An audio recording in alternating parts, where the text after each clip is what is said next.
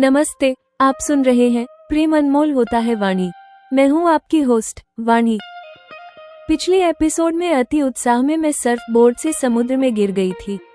आज आप सुनेंगे कि उस गिरने से मेरे जीवन में कितना बड़ा भावनात्मक भूचाल आया। खारा मीठा स्वाद। स्वप्निल ने तुरंत छलांग लगाकर मुझे बचाया। मैंने पहली बार उसकी बाहों में समुद्र का खारा पानी और अनोखी प्रेम अनुभूति का मीठा स्वाद एक साथ चखा। अनावश्यक स्पर्धा। मैंने स्वप्निल के दिए कबाब को पहन लिया। मेरी नजर कैथरीन पर पड़ी, जिसने हमें बचाने का दृश्य देखा था। मुझे लगा कि मैं अनावश्यक रूप से कैथरीन से स्पर्धा में उसे पछाड़ने का प्रयास कर रही हूँ। यह मेरे ईर्ष्यालु होने का पहला संकेत था। सर्फिंग क्लास और केयरिंग युवक। स्वप्निल ने मेरे लिए 1 माह की private women surf instructor Christina की व्यवस्था कर दी। मैंने कहा कि मैं किसी पुरुष इंस्ट्रक्टर के साथ इतना करीब नहीं रह सकती। स्वप्निल की ऐसी केयरिंग प्रवृत्ति ने मुझे सोचने पर मजबूर कर दिया। लगता है मुझे अविवाहित रहने का अपना विचार बदलना पड़ेगा। स्वप्न में रोमांस। घर लौटते समय कार में मुझे रैपिड आई मूवमेंट, नींद आए। सपनों में मेरे मानस पटल पर बार बार स्वप्निल और कैथरीन के आलिंगन का दृश्य उभर रहा था, जिससे मैं चिढ़ रही थी। कल्पना और शीतकार। ईर्ष्या ने मुझ में एक अभूतपूर्व उत्कंठा जगाई।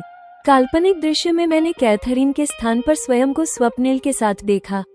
मेरे मुंह से विचित्र सी शीतकार निकल गई और मेरी आंखें खुल गईं। मौन की कला। स्वप्निल ने पूछा, क्या आप कोई मधुर सा स्वप्न देख रही थी? मैंने झूठ कहा कि मैं भूल गई हूँ। मुझे लगा कि मौन रहने की कला ने ही मुझे चोरी करते हुए पकड़े जाने से बचाया है। लेकिन इस 2 दिन की यात्रा ने मेरे मन में एक द्वंद्व पैदा कर दिया है। स्वप्निल मुझे अच्छा लग रहा है, फिर भी मुझे अपने जीवन में उसको उस स्थान पर रखना सही है जहां पर वो मेरी मानसिक अशांति का कारण नहीं बनता है। क्या मैं अपनी शांति के लिए स्वप्निल के प्यार को ठुकरा दूंगी, या ईर्ष्या और अतीत की चिंता को भुलाकर आगे बढ़ूंगी? ईर्ष्या, त्याग और एक बड़े जीवन निर्णय की दहलीज पर खड़ी वाणी। प्रेम अनमोल होता है वाणी में आप सुनेंगे एपिसोड 39, खारा पानी, मीठा प्रेम और ईर्ष्या का नया मोड़। मैं समुद्र में गिर गई हूँ। स्वप्निल ने तुरंत ही मेरे पीछे छलांग लगाई है। मुझे अपनी बाहों में लेकर उसने मुझे बोर्ड पर वापस बैठाया है। वह स्वयं मेरे साथ बैठ गया है।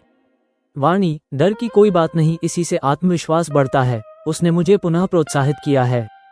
मैंने स्वप्निल की बाहों में पहली बार समुद्र का खारा पानी और अनोखी प्रेम अनुभूति का मीठा स्वाद एक साथ ही चख लिया है। कुछ देर हम साथ समुद्र में सर्फिंग करते रहे हैं, फिर हम वापस आए हैं। स्वप्निल ने बैग से गुलाबी रंग का टॉवल निकालकर मुझे दिया है। स्वप्निल ने मेरे लिए सभी तरह के प्रबंध कर रखे हैं। उसकी ऐसी देखभाल ने मुझे बहुत प्रभावित किया है। मैंने टॉवल से शरीर सुखाया है, फिर कबाब पहन लिया है। तब तक स्वप्निल भी वस्त्र बदल चुका है। वाणी, आप तो जन्मजात सफल हैं। उसने मेरी प्रशंसा की है। यह आपके साथ होने का प्रभाव है। मैंने आपको कुशलता से सर्फिंग करते हुए देखा। इसी से मुझ में स्वयं सर्फिंग करने की चाहत जागृत हुई और आपके प्रोत्साहन से मुझ में साहस और आत्मविश्वास आ गया है। इस नए अनुभव के लिए मैं आपकी आभारी रहूंगी, अन्यथा मैं कभी ऐसा रोमांचक कारनामा कर ही नहीं पाती। मैंने हंसते हुए अपनी सच्चाई बताई है। इसी समय मेरी दृष्टि कैथरीन पर पड़ी है। वह हमारी ओर ही देख रही है। आंखें मिलते ही उसने हंसते हुए थम्स अप किया है। फिर उसने अपनी दृष्टि अपने हाथों में ली हुई नॉवल पर केंद्रित कर ली है। मुझे बचाने के क्रम में स्वप्निल के द्वारा मुझे अपनी बाहों में लेने का दृश्य कैथरीन ने भी देखा होगा। मुझे यह विचार अच्छा लग रहा है। यद्यपि कैथरीन को मुझसे कोई ईर्ष्या शायद ही हो रही हो, मगर मैं अनावश्यक रूप से उससे स्पर्धा में उसे पछाड़ने का प्रयास कर रही हूँ। ये सब मेरी नई तरह की अनुभूतियां हैं, जिन्हें मैं जीवन में पहली बार अनुभव कर रही हूँ। अब तक स्वप्निल लॉन्जर पर लेट चुका है। वाणी, मैं आपके सर्फिंग क्लास का प्रबंध करता हूँ। कल से ही आप नियमित सर्फिंग क्लास करना शुरू कीजिए। मुझे विश्वास है जब तक आपके भारत लौटने का समय आएगा तब तक आप बेसिक इंटरमीडिएट लेवल की सर्फिंग करने में समर्थ हो जाओगी। मुझे यह विचार अच्छा लगा। स्वप्निल, इस पर व्यय बहुत होगा। मैं सर्फिंग क्लास के शुल्क की चिंता कर रही हूँ। आप इसकी चिंता नहीं कीजिए, मैं बहुत कमा लेता हूँ। आपके लिए मैं इससे भी बहुत अधिक व्यय कर सकता हूँ। स्वप्निल हंसते हुए मुझे निहार रहा है। स्वप्निल ने अपने बैग में रखी भोज्य सामग्री निकाली है। हम बातें करते हुए खाते पीते रहे हैं। घंटों हमने बीच पर कभी घूमते हुए, कभी लॉन्जेस पर लेटे हवा खाते हुए ढेरों बात की है। इस बीच कैथरीन कब वहां से चली गई, मेरा ध्यान नहीं गया है। मेरे लिए सर्फिंग क्लास की बात स्वप्निल भूल चुका होगा, मुझे ये भ्रम हुआ है, जबकि सच ऐसा नहीं है। रात सोने के पूर्व हम साथ हैं, तब स्वप्निल ने अपना लैपटॉप खोला है। वाणी, परसों से 1 माह के लिए आपके प्राइवेट सर्फ इंस्ट्रक्टर की व्यवस्था करना ठीक रहेगा। वो मेरी सहमति चाह रहा है। क्या आप इस बारे में गंभीर हो? मुझे तो सोचना पड़ेगा, मुझे क्या इतने उपकार लेने चाहिए? मैं विचारों में उलझी हुई हूँ। इसमें सोचने की क्या बात है? जब आपको सर्फिंग करना रोमांचक लग रहा है तब आपको इसकी क्लास तो कर ही लेना चाहिए, स्वप्निल बोल रहा है। सर्फिंग तो आपके साथ मुझे अच्छा लगा है। मैं नहीं चाहती कोई पुरुष इंस्ट्रक्टर मेरे ऐसे करीब रहकर मुझे सर्फिंग लेसन सिखाए, यह मेरे लिए दूसरी समस्या है। वाणी, ऐसा कुछ नहीं है, वे सभी प्रोफेशनल होते हैं, वे किसी प्रकार की गड़बड़ नहीं करते हैं, स्वप्निल ने मुझे आश्वस्त करने का प्रयास किया है। नहीं, मुझे ये ठीक नहीं लगेगा। सर्फिंग करते हुए जिस तरह आप मेरे साथ थे, मेरे इतने करीब आज के पूर्व कोई पुरुष कभी नहीं आ पाया है। मैं किसी पुरुष से सर्फिंग सीखते समय अपना ध्यान केंद्रित नहीं कर सकूंगी। मुझे यही चिंता रहेगी कि उसे अपने से दूर कैसे रखूं। मैं अपने संकोचों से मुक्त नहीं हो पा रही हूं। शायद मेरा विचार स्वप्निल को ये जताने का भी है कि उसका कैथरीन को आलिंगन करना मेरी दृष्टि में ठीक नहीं है। तो ठीक है, मैं आपके लिए एक प्राइवेट वीमेन इंस्ट्रक्टर की व्यवस्था कर देता हूँ। स्वप्निल ने अन्यथा कुछ समझने का प्रयास नहीं किया। उसने मेरे लिए क्रिस्टीना नाम की इंस्ट्रक्टर तय कर दी है। कल से आपको 1.5 घंटे की सर्फ क्लास करनी होगी। वीकेंड्स पर आपकी छुट्टी रहेगी। इस हेतु घर से बीच तक आने जाने के लिए कार और ड्राइवर की व्यवस्था रहेगी। इस प्रकार आपको हर दिन लगभग 5 घंटे का समय देना होगा। स्वप्निल ने सब तय कर दिया है। मैं सोचने लगी हूँ, स्वप्निल जैसा केयरिंग युवक का होना किसी भी लड़की के जीवन में सुविधा और सुख समृद्धि सुनिश्चित करने वाला होता है। रिसोर्ट से जब हम लौट रहे हैं तब मैं सोच रही हूँ, लगता है मुझे अविवाहित रहने का अपना विचार बदलना पड़ेगा। रिसोर्ट में बिताए इन 2 दिन के साथ में ही हम में ऐसी घनिष्ठता हो गई है जैसे हम वर्षों से एक दूसरे को जानते हों। मैंने अपनी आंखें मींच रखी हैं। मैं रैपिड आई मूवमेंट स्लीप की स्टेज में चली गई हूँ। ये देख स्वप्निल चुपचाप कार चला रहा है। सपनों, कल्पनाओं, भावनाओं और स्मृति की जीवंत दुनिया में मेरे विचार पुनः कैथरीन पर अटके हुए हैं। मेरे मानस पटल पर बार बार स्वप्निल और कैथरीन के आलिंगन में होने वाला दृश्य उभर रहा है। इससे मैं चिढ़ रही हूँ।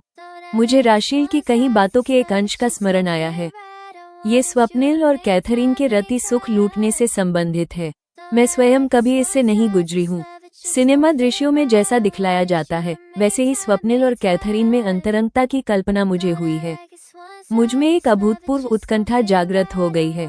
मानस पटल पर उभर रहे काल्पनिक दृश्य में मैं कैथरीन के स्थान पर स्वयं को स्वप्निल के साथ में देखने लगी हूँ। मेरे मुंह से विचित्र सी सीतकार निकल गई है और मेरी बाहें अंगड़ाई की स्थिति में फैल गई हैं। मेरा एक हाथ ड्राइव कर रहे स्वप्निल से टकरा गया है। तभी मेरी आंखें खुल गई हैं। सीट बेल्ट लगे होने से मैं अपनी सीट पर ही बनी रही हूँ, यही अच्छी बात है। सॉरी, मैं स्वप्निल को देख रही हूँ। लगता है आपने एक नैप ले ली है। स्वप्निल की दृष्टि सड़क पर ही है। हाँ स्वप्निल, मैंने फिर अंगड़ाई ली है। मैं एक सपना देख रही थी। पहले मैं बताना चाहती थी, फिर मैं लजा गई हूँ। मैंने अपना विचार बदल दिया। मैं मुस्कुराने लगी हूँ। क्या आप कोई मधुर सा स्वप्न देख रही थी? अब मुझे अपना मौन रह जाना सच में बुद्धिमत्तापूर्ण निर्णय लगा है। अगर मैं अपनी ओर से ये कह देती तो मेरे लिए झूठ कह पाना कठिन होता। मेरे लिए ये स्थिति चोरी करते हुए पकड़ा जाने वाली होती। मैं बाल बाल बची हूँ। हाँ, शायद कोई सपना था, मगर क्या था मैं भूल गई हूँ। मैंने उत्तर दिया है। यद्यपि मेरी सिसकारी और अंगड़ाई मेरे स्वप्न के बारे में स्वप्निल को अनुमान की दिशा दे रहे हैं, तथापि मेरे झूठ से यह उसका सच्चा झूठा संदेह ही रह जाने वाला है। विचार और तथ्य तो अपनी जगह होते ही हैं। इन्हें कह दिए जाने पर बात बन जाते हैं और मौन रहने पर दूसरों के लिए उनका भ्रम हो जाते हैं।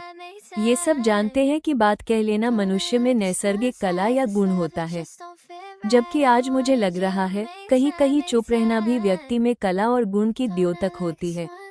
अपने अनुभव से मुझे लग रहा है मनुष्य को मौन रहने की कला में भी पारंगत होना चाहिए। इससे वो विषम स्थिति में फंसने से बच जाता है। अभी मौन रहकर मैं स्वप्निल के सामने ऐसे ही बच पाई हूँ। 2 दिन की इस ट्रिप से स्वप्निल मुझे अच्छा लगने लगा है। ये बताकर मैं उसे प्रोत्साहित नहीं करना चाहती हूँ। मैं जानती हूँ मैम, राशिल और स्वप्निल सभी चाहते हैं मैं स्वप्निल से विवाह करूँ। मेरे लिए ये करना कई कारणों से संभव नहीं है। मैं मैम की तरह अविवाहित रहकर अपना जीवन अन्य के भलाई के लिए समर्पित करना चाहती हूँ। मैं अपना भारत नहीं छोड़ सकती हूँ। इस दृष्टि से मैं विवाह भी करूँ तो स्वप्निल से करना उचित नहीं है। स्वप्निल का अतीत भी मुझे जब तब परेशान करने वाला हो सकता है। मैं कुछ ही दिन से अमेरिका में हूँ, इतने में ही कैथरीन के रूप में स्वप्निल का अतीत मेरे सामने साक्षात आ गया है। मैं ईर्ष्यालु प्रवृत्ति की नहीं हूँ, फिर भी मुझे कैथरीन से जलन हो रही है। मैं जानबूझकर दूध में पड़ी मक्खी नहीं निगल सकती हूँ। स्वप्निल मुझे अच्छा लग रहा है, फिर भी मुझे अपने जीवन में उसको उस स्थान पर रखना सही है जहाँ पर वह मेरी मानसिक अशांति का कारण नहीं बनता है।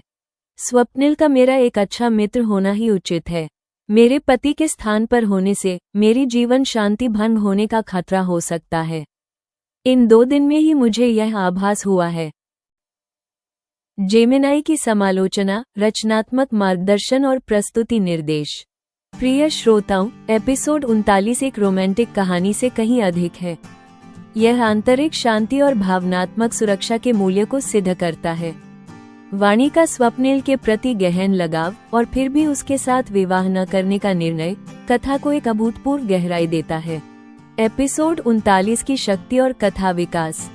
भावनात्मक और शारीरिक निकटता। वाणी का समुद्र के खारे पानी में अनोखी प्रेम अनुभूति का मीठा स्वाद चखना उनके बीच के गहरे संबंध को दर्शाता है। स्वप्निल की देखभाल उसे सुरक्षित महसूस कराती है। ईर्ष्या और मानसिक संघर्ष। कैथरीन का दृश्य और वाणी की अव्यक्त इच्छाओं का स्वप्न के माध्यम से प्रकट होना एक साहसिक और प्रभावशाली लेखन तकनीक है। उसका मौन रहना उसके बाह्य आचरण और आंतरिक इच्छाओं के बीच के द्वंद्व को दर्शाता है। दुविधा और निर्णय। वाणी का ये निर्णय कि स्वप्निल का अतीत उसकी मानसिक अशांति का कारण बन सकता है, ये सिद्ध करता है कि वह भावनाओं से अधिक तर्क और व्यक्तिगत शांति को महत्व देती है। उसका यह निष्कर्ष कि स्वप्निल का मेरा एक अच्छा मित्र होना ही उचित है, कथा को एक अप्रत्याशित और शक्तिशाली दिशा देता है।